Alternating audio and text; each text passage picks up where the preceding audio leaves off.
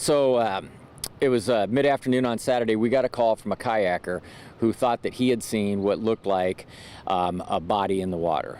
And he said he could barely see some feet and legs, but he thought that there was a body submerged in the water. We got our officers out here. We were able to get I was actually the third cop here because I was doing those drive-by birthday things. So it's on the other side of the river, so we had to drive the bike trail down.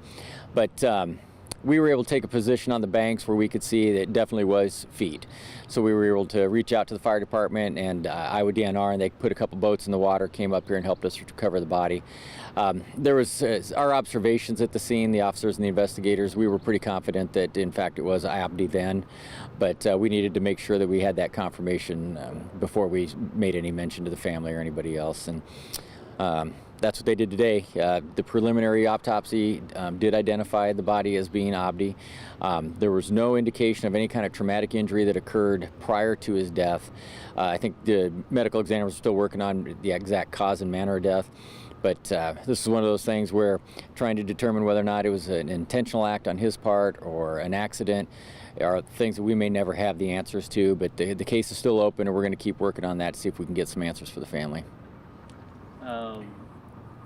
What was when the family was notified, what was kind of the reaction? Was there closure, or was there... I wasn't there. I mean, we took a Chaos Mod with us because he's real tight with the family, and I wasn't there, so I don't know. But I mean, I know that throughout this investigation, everybody has been looking for some kind of closure. They wanted some sort of an answer. You know, as we went along, certainly isn't the outcome we wanted or expected. I mean, we were actually working towards that we were going to find Abdi. There was going to be some sort of an explanation for his absence, and then everyone could just move forward from there. But now we're at the point where the investigators, the family, the friends, the community, we all need to kind of rally together and just see what we can do to help each other move towards the end. Was this part of the river searched before, or was it even on the radar? Because it was winter. I mean, it was iced at times, and so no, the banks, this whole area, yeah, this wooded area down here, it was searched multiple times. I think the civilian search parties might have even come down here twice. When you look at you know, the early searches that we conducted, and then the searches that the civilian search parties conducted, we covered a lot of this turf. This is one of those situations where Mother Nature had the advantage. Until the water level was right and circumstances were just such, nobody was going to see the body from the banks or on the water.